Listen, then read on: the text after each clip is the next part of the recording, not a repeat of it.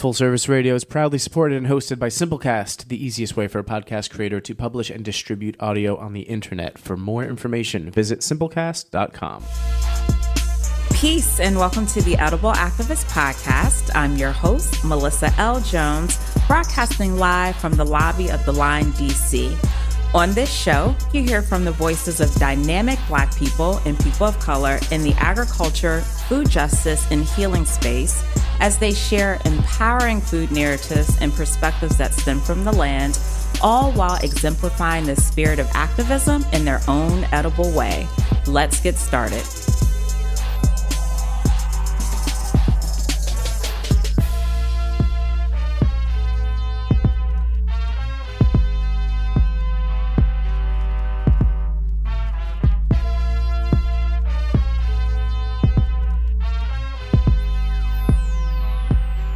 Peace and welcome to the Edible Activist Podcast. I'm your host, Melissa L. Jones, broadcasting on Full Service Radio. Today on the show, I have a really cool guest, Patrilie Hernandez. She is the founder and creator of Embody Lib, a platform that engages in activism by bringing awareness to the harms of diet culture, weight stigma, fat phobia, and other agents of systemic oppression. Also a platform that educates health and wellness stakeholders on applying a body liberation framework to various learning environments and empowers BIPOCs of marginalized genders, including women, non-binary individuals, and trans men to become their own body liberation advocates.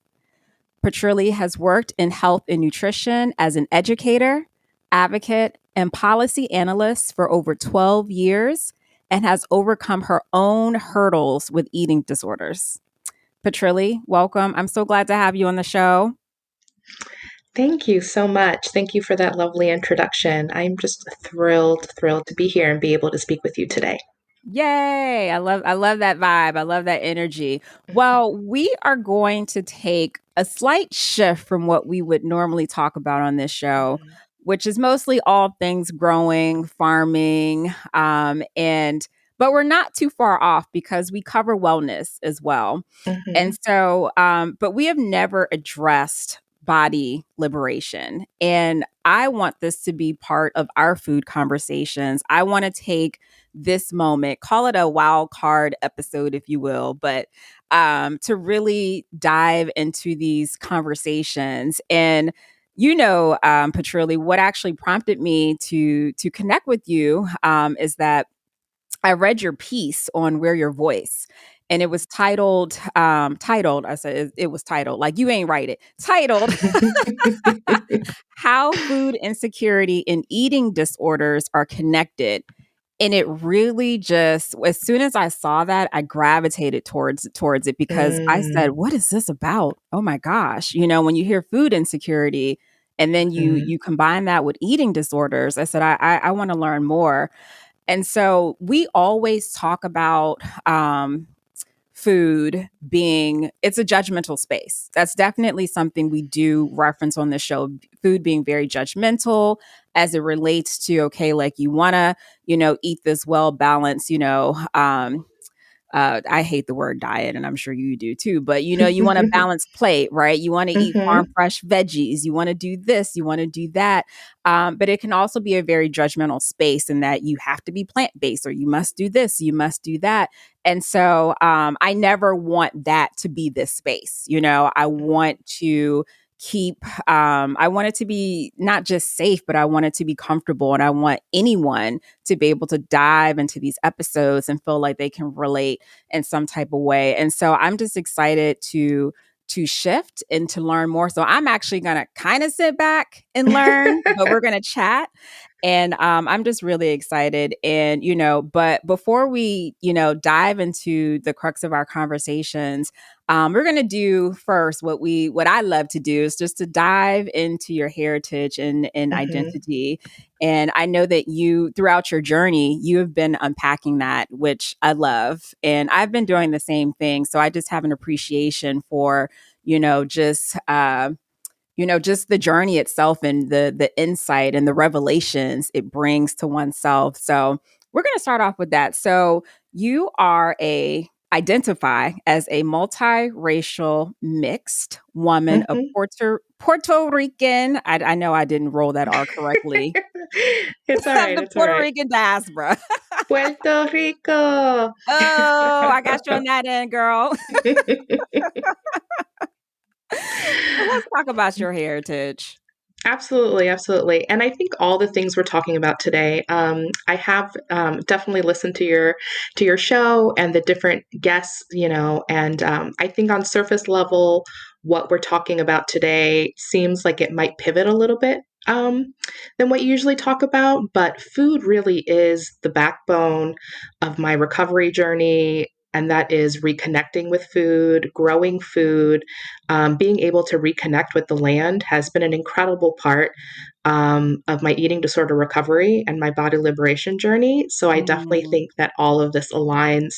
In addition to being able to explore my identity and my ancestry and how it connects to body liberation and my food and also my food journey, I think it's really hard to separate them.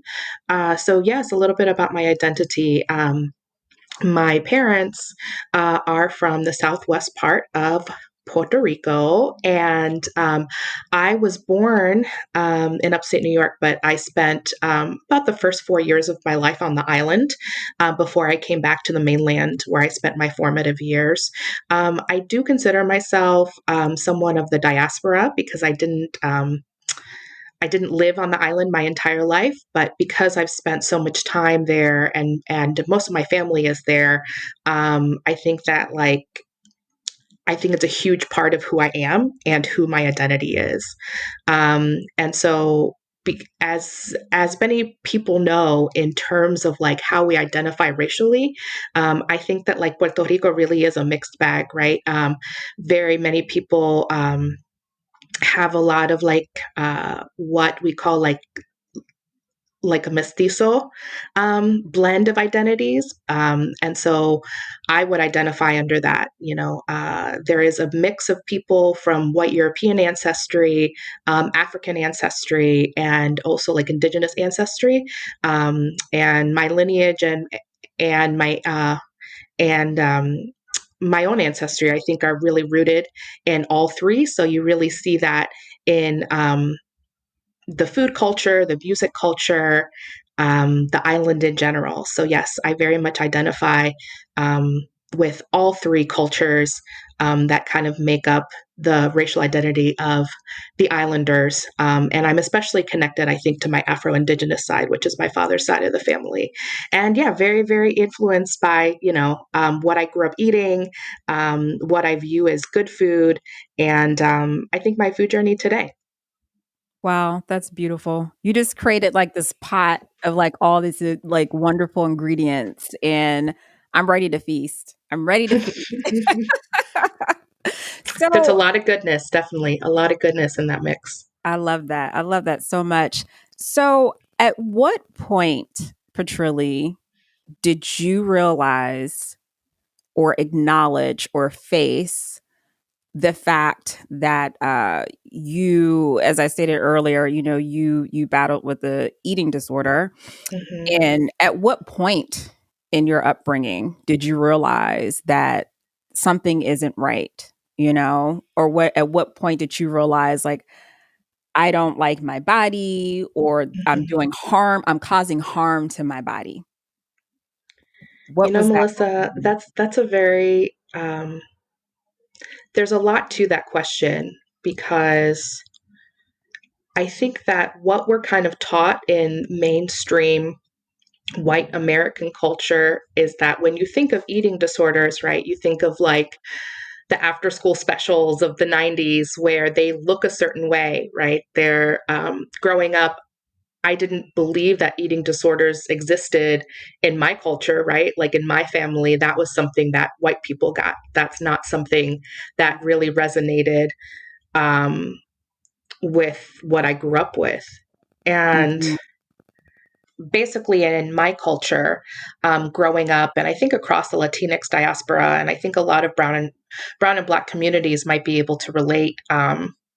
the ways that we use food and our relationship to food as a coping mechanism to deal with various forms of trauma, right? Mm-hmm. Generational trauma, family Mm-hmm.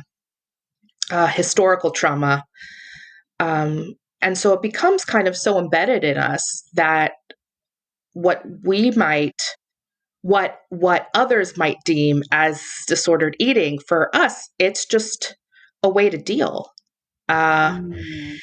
And I realized then when I was diagnosed, I was absolutely shocked. And I remember coming home and calling my mother and telling her, and the shock in her voice too, because um, up until that point, right, I had a pretty good career in in doing nutrition work, right? Right. With Right.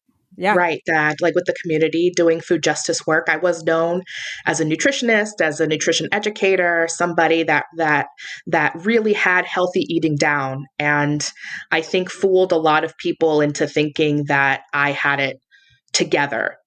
And Mm. it was a shock. And it took some time, even when I entered treatment. When you enter treatment, I heard it was more common, and this happened to me, where it says, well, I'm not sick enough to be here. But as you go through, you start to realize how insidious these different behaviors kind of weave into the way you cope and the way you deal with harm and different things of that nature, that you really start to see, right? Oh, wow, this isn't something that I just picked up um, from watching an after school special or from looking at, the thin white teenagers, what I perceive to be eating disorder. This is something deeper. Mhm. Runs, this runs a lot deeper than just me. And I still say to this day, right, I think that eating disorders are not just um, an illness for me. They're really a family disease, because I think they were really supported and almost encouraged um, Mm.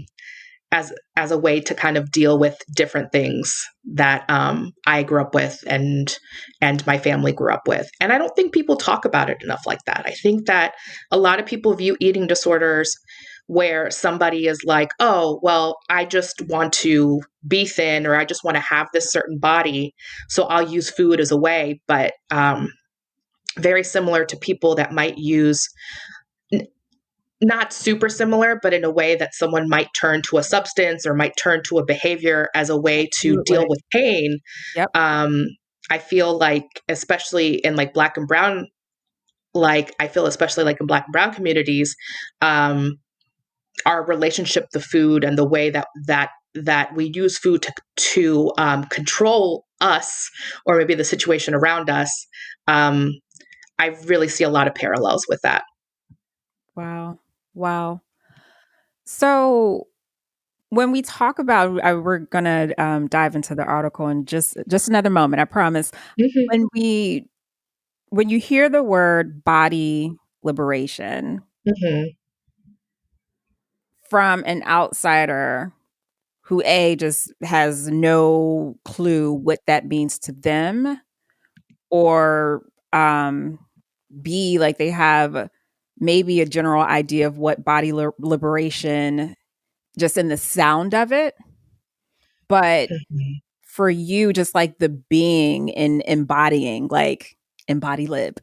mhm, mhm. What does that really like mean and manifest itself into when we talk about body liberation? Yeah, so I discovered body liberation during my recovery, because I think, especially in the past decade, we've seen the body positivity movement gain a lot of momentum and gain a lot of popularity, especially on like different social media apps, Instagram, TikTok, Snapchat,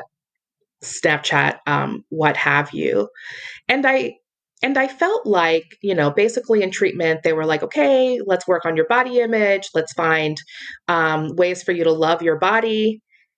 And, I feel like, well, my experience in eating disorder treatment as a person of color in a large body is a completely separate topic. But in many ways, right, the messages they were selling, right, that you were expected to love your body no matter what, just never really resonated with me, because I knew, for me at least, right, because of my racial identity, my ethnic identity, my body size, and my body shape, even though I loved my body, there were many ways that society wouldn't let me love my body. Yeah. Right. And I'm speaking from somebody that has light skin privilege, that has a certain amount of size privilege. And I know that there were many other people that I was in community with that felt the same way. Like, you can love your body all you want, but that's not going to stop the system from hating your body. So body positivity just didn't resonate with me in that sense. I came across body liberation while reading a book, and I just love the concept of, the goal was not to love your body. It means to make peace with your body, so then you can live your life unapologetically. So body liberation, I felt that, it works on kind of the inner stuff, but it also takes into account the systemic issues that keep people from thriving, really, right? So when you're given space to really address these internalized feelings that were put upon you by external systems, there's a sense of peace that comes with that, because okay, like, this isn't me. This is like an external system that is telling me, that is dictating me, this is how I'm supposed to feel about this body. And there's a certain sense of freedom to that. And so when you have that freedom, you're able to basically create space to be able to dismantle those external systems that are keeping more and more people oppressed. So the internal work is the first part, but the second is creating enough of a community to dismantle the whole system that is basically telling us that our bodies are not valued and that our bodies are not worth being at peace with. Wow. All right, all. We are going to take a really short break, and we'll be right back.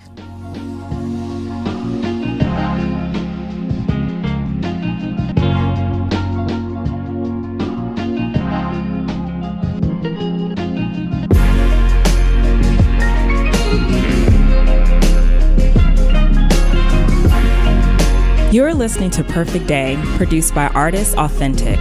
For more of Authentic's work, visit allornothingstudios.com.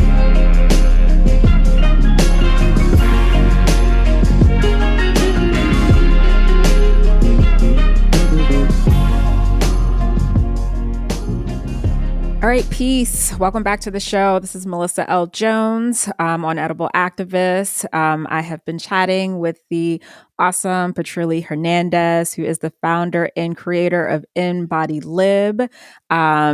If you didn't catch the first half, just go ahead and rewind and learn more about it. And we're going to let you know where to catch her at online, but we're going to proceed with these conversations. But we did spend the first half just diving a bit into Patrilie's heritage and lineage, which I love to do on this show. That never gets old to me. And also just really unpacking and her experience and journey with eating disorders, and really not knowing that was even an issue that was present.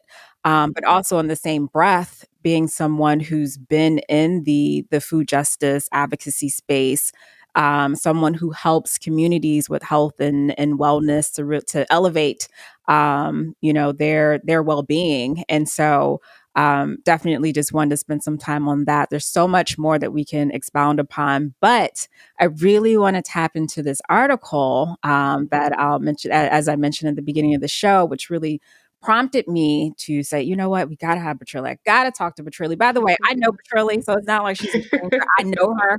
Let's just be real. I know Patrilie. And so there's this article on We Are Your Voice that talks about how food insecurity and eating disorders are connected. And I want to, just really unpack some of these stats in the article and just talk about this a bit more. The first one that I actually just want to read for our audience is that one of the many. So you guys, we'll let you know where to find the article and where you can find Patrilie at the end of the show. But it says that it is projected that at least 16% of DC residents experienced food insecurity during 2020, which is last year, disproportionately impacting the elderly, households with children, unhoused individuals, and Latinx and Black communities. And then the other stat that I want to read, or fact that I want to read from the article, says an increasing number of studies demonstrate that households with the highest level of food insecurity, meaning food insecure households with adults who reported having children that were going hungry, also tend to engage in significantly higher levels of disordered eating behaviors, dietary restraint, internalized weight concerns, and worry compared to those with lower levels of food insecurity. And that just hit me, Patrilie. Yeah. That just gut punched me. It's like we already have the issue of food insecurity, but we just the other layers to it. And I just, in all transparency, I didn't know. I didn't Yeah. know. And that's why I want to have this conversation. And is it something that is just like that lays in the silos, or is it this thing that we're ignoring, or we're just not educated? Because that Yeah. hurts to know. Right, right. So I think there's a few things here. I think that number one, maybe I have a feeling that there isn't a really good public definition for what disordered eating actually means. Okay. And so I can kind of list a little bit in a moment. But I think also on top of that, there is this kind of assumption of what someone with an eating disorder looks like, or somebody that has disordered eating, right? I talked about it a little bit before, where they're doing more kind of academic scholarship around the impact of both disordered eating and also eating disorders on like Black and Brown communities, because the sharpest increase has been among our demographics. And in the past, there hasn't been a lot of study really applied to this. So I think those two things. So when we look at disordered eating, right, people have a very specific idea. I think it comes from media. I think it comes from other things of what disordered means, right? Someone might think that it's about like intentionally restricting your food intake, right? People might also refer that as dieting. Another symptom of like disordered eating is also binge eating, compulsive eating, especially often after periods of like heavy restriction. So when we think of like food insecurity, right, we're seeing people that don't know where their next meal is coming from or are unsure. So because of our biology, we are wired this way, Melissa. We have a tendency to go through feast or famine periods, right? Our body does this, where if we are unsure where our next meal is coming from, we are going to make sure to consume as much as possible to make sure we don't starve. That is a biological response. At the same time, that's also a disordered eating behavior. Another kind of disordered eating behavior, right? We talk about purging, right? Chronic, what they call chronic compensatory exercise. So that means exercise is a way to make up for what you ate. And of course, the use of things like diet pills, shakes, teas, or other supplements to suppress hunger. And then there are other kind of irregular, like chaotic eating patterns that can also fit under that.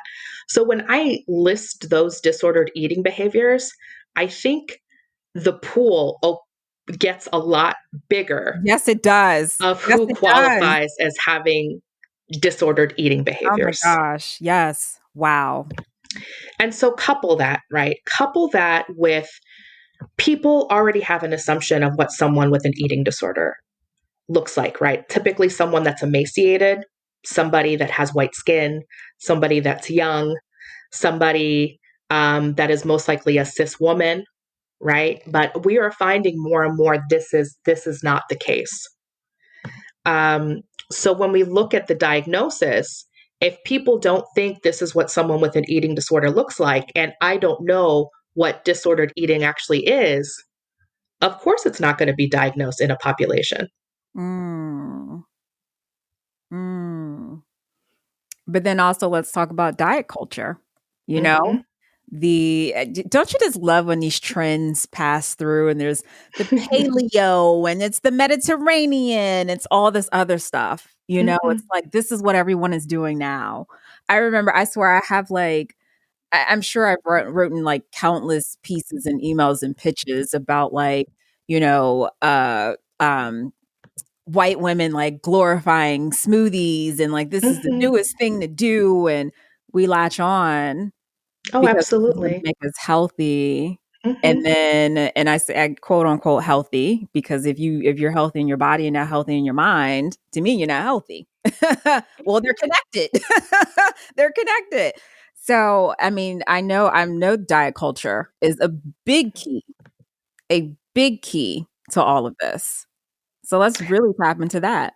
Yeah. And so it's interesting because this piece that I wrote for Wear Your Voice magazine, that was titled Food Insecurity and Eating Disorders. That's actually a part 2 to my first piece, which I talk about food insecurity, food access, and how that connects to anti-Blackness and to fat phobia.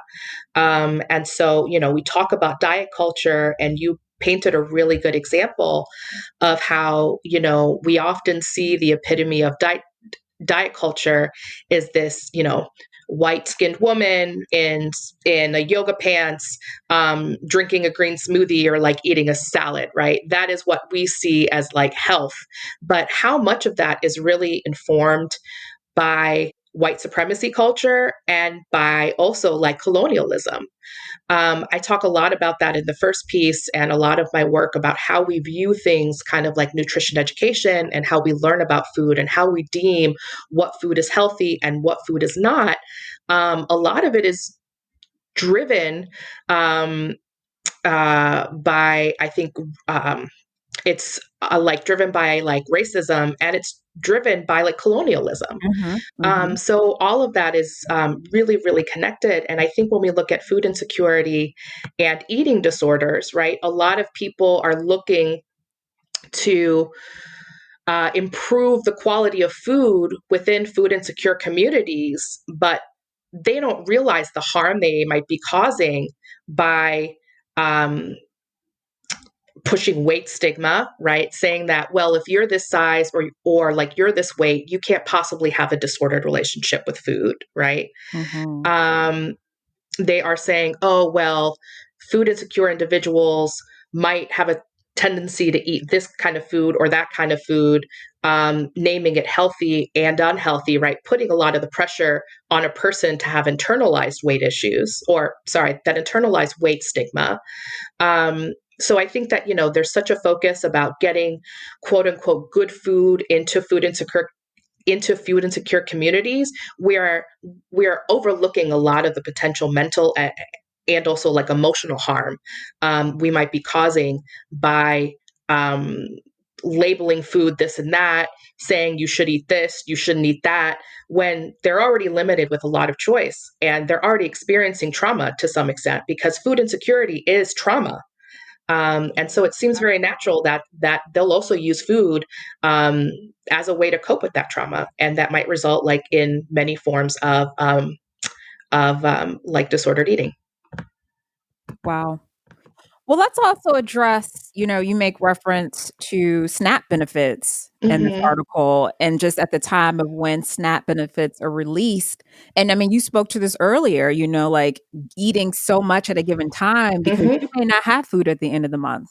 So if your benefits, that you have these benefits and you're not going to have them at the end of the month, like that also contributes, according to the art to disordered eating. I mean, Absolutely. Absolutely. I think, I was talking about the feast or famine yep. type of response. And I think this just underscores that SNAP benefits aren't enough. Like,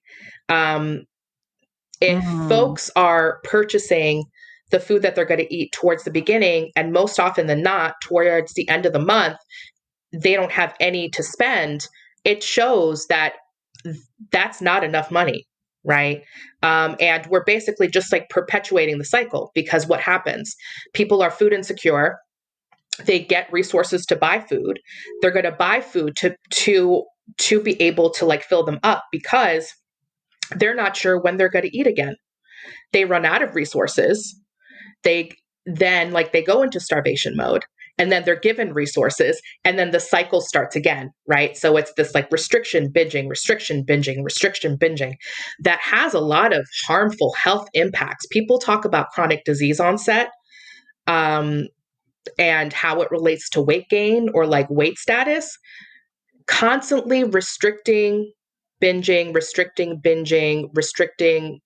um, doing that cycle really, really messes with a lot of your organs and a lot of, I don't know, I'm thinking very specifically of like insulin levels. Mhm. It can have a very detrimental impact on, it can have a very detrimental impact just as much as rapid weight gain would. And I don't think enough people look at that. Wow. I have learned so much in this very short time. There's just so much. Oh my gosh. Like we Yeah, it's need a like rich subject. 5-10 part series, and even that would not be enough to really just like dive all the way in. But I wanted to whet the palate. Let's talk briefly about your platform, Embody Lib, and Hmm. really how you are, addressing these issues and how you're working with partners and organizations and institutions to reframe, not the narrative, but like to to create frameworks Hmm. that includes, body liberation work, and to think about this holistically and really pull this issue in. And because obviously I don't even want to call it a void, because it sounds like I'm discrediting even more, but I think you get what I'm saying, because it Hmm. hadn't been addressed. So obviously you have this platform to address it. So I just definitely want to spotlight, your platform, your work, and the partners you have collaborated with, to really do this very, very important work. Absolutely. So with Embody Lib, right, there are lots of people that work with clients one-on-one on like integrating like an anti-diet approach, a health at every size approach, body image coaching.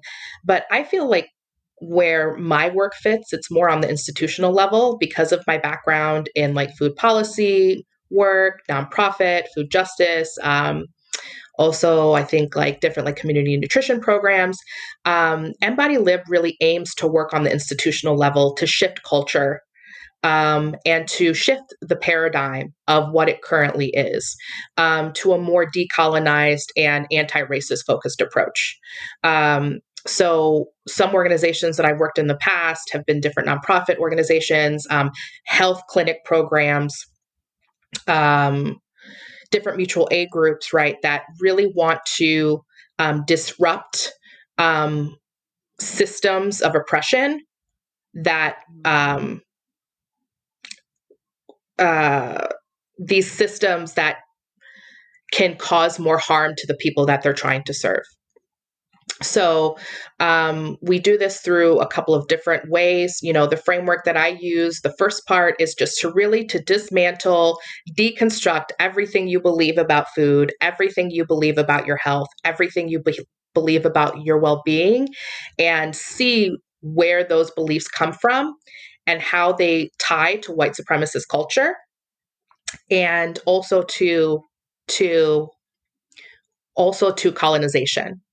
The second part is to reclaim and to redefine what health and well-being means for you based on different things, based on your cultural values, based on your community, based on your ancestors, things that really shift the narrative, that, oh, all these people, all these groups are trying to tell me what health and well-being mean mean for me. Let me look inward. let me look within my own community to actually get to decide what that is. And then the third part is all around building like just larger community, because I hope if you address kind of that internalized oppression within yourself, it like opens up space to be able to partner with other people and and be able to advocate for systemic change. So as I mentioned before, the internal part is the first step. The second part is to burn all of it down. Burn it down to ashes. I work more like on the organizational level with that rather than like one to one, and it's been pretty successful so far. You know, just pushing the needle tiny bit by tiny bit. That's all I aim to do. Thank you, Patrilie. I'm over 100 episodes, and I've had countless conversations, and I mean, the food system, when you look at the food system at large, shows like these many, like these spokes, right? I always say this. Mm-hmm. But then it's just like within these spokes, there's just all these other like little pieces too to that whole wheel. Ooh. And I'm just appreciative of you for doing this work, because all of us has a part to play. And I said Absolutely. before, like, this space can be very judgmental in so many different ways, not Yeah. just from like eating or, just the role that you play, your beliefs about food, your beliefs Mm-hmm. about the food. So, I mean, there's just so many. Food is power. It is power. Food is power, and it's powerful in many ways. It's powerful within our own narratives of, like, I think that of ourselves. Food is powerful in terms of like creating hierarchies Mhm. and oppressing people. Food can be a source of empowerment for our own communities. So I think like it can be utilized in so many different ways. And I could see that's why it's a very heated and a very charged area of discussion. Yeah, yeah, it is. And I mean, I have to tell you, I tend not to be a complicated person at all, and I'm not actually. I don't think I am. But as I dig further and just to my own journey and just learning, from edible activists like you and others, it can get very sticky. It's so Mm-hmm. easy for me. I'm having a very, like vulnerable moment. It's easy to be pulled in one direction and Mm-hmm. say, yeah. But also that might be good for you, but that's not good for the other person or other community. Mm-hmm. Like it can be sticky, but this is an open space, and I welcome these conversations, and I think it's important work. And so, someone like me, or just like a regular, or just someone who's listening to this episode, right? I know that one of the first steps into your work is, that internalization. But from the outside looking in, what is like one of the first baby solutions or just steps to just help someone like me, or someone else, just to like really like reshape how they think about um not necessarily like their own body, but like body liberation from like a bigger standpoint, of like how we view others in this food space. And I guess like what is it that we can do? Because I'm question marks. I don't know anything. Like, you're the expert. Like, what can someone do just to like enter this space, or not even enter this space, but just really reshape how they think, when it comes to our food system, and to really take into account that these issues do exist. Like, is there something that can be done? I know there's a lot more education that needs to be done. Yeah. There's a lot more defining of what disorder eating is. I thank you for breaking that down, because I totally wasn't Mm-hmm. looking at it from that perspective. Yeah, Um, a lot of people I think are in the same boat as you. Like they have no idea what it means. And then when you actually look at the definitions, you're like, oh my. yeah. Yeah. So I would say the answer to your question, right? I don't know why this came to mind, but I would offer to have compassionate curiosity And what I mean by that is, I think when I started confronting a lot of my beliefs around my body, around my relationship to food, around health, I just started asking myself, like, why is it that I believe that I have a moral imperative to be as healthy as I can be? Right? Ooh. Where does that stem from? Mm. Where does it stem that I, have these beliefs about my body not being good enough? Right? Where does that stem from?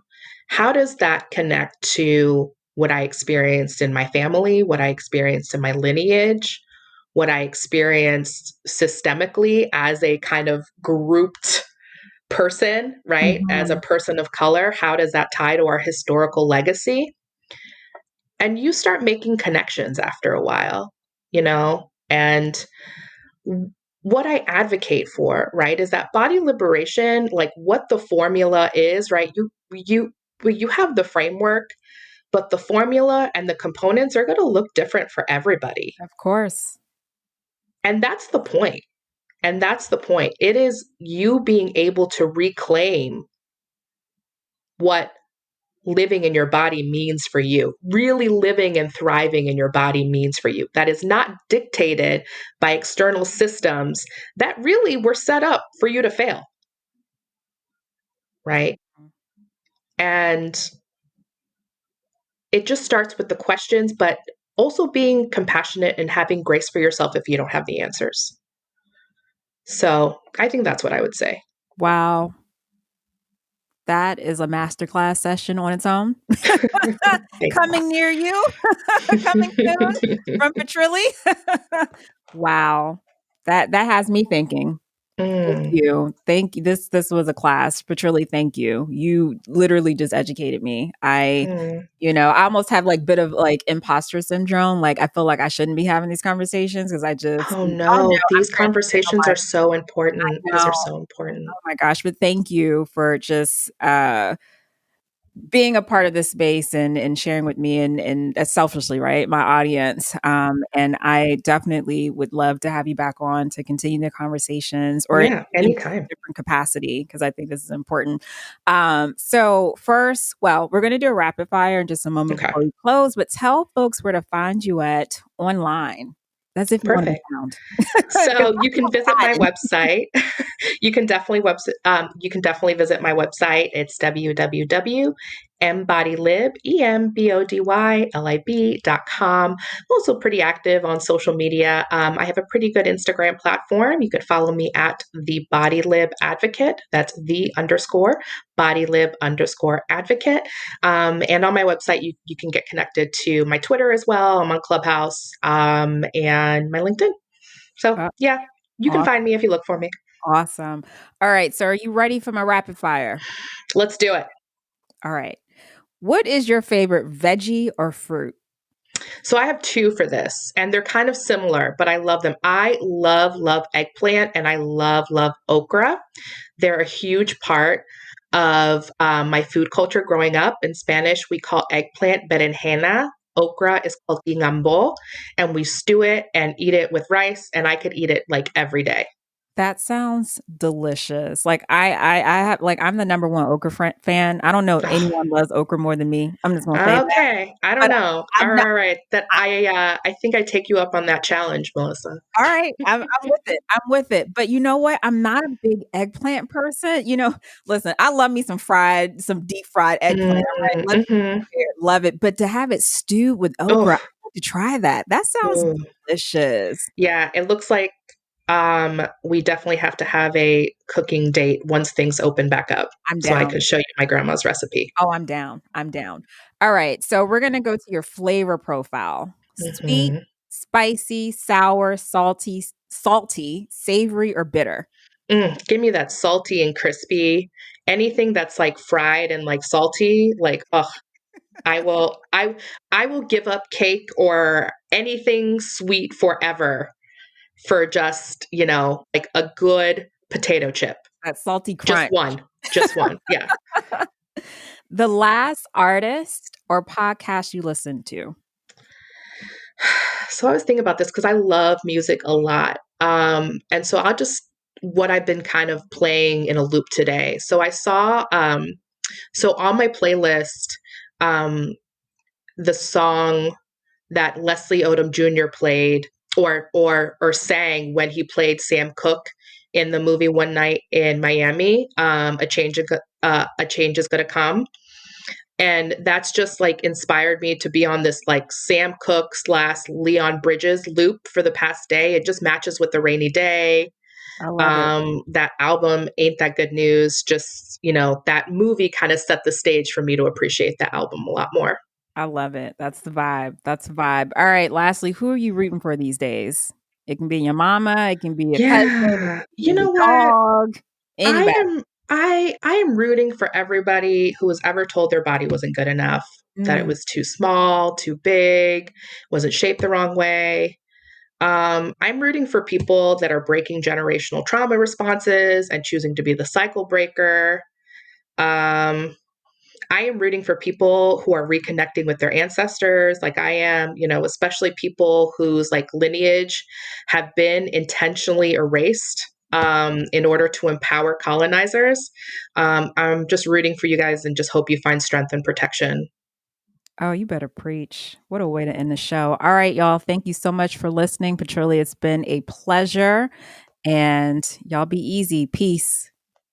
Thanks for tuning in. You can catch today's episode on fullserviceradio.org, as well as iTunes and Spotify. Be sure to follow Food Talks in Color, that's just the letter N, on Instagram, Facebook, and Twitter for all updates. Are you an edible activist? Sure you are. Come join me on the show. Just shoot me a DM on the gram or connect with me at foodtalksincolor.com. And if you're interested in sponsoring this podcast, let's connect. Peace and blessings. And remember, in the words of Baba Tariq Adunu, there is no culture without agriculture.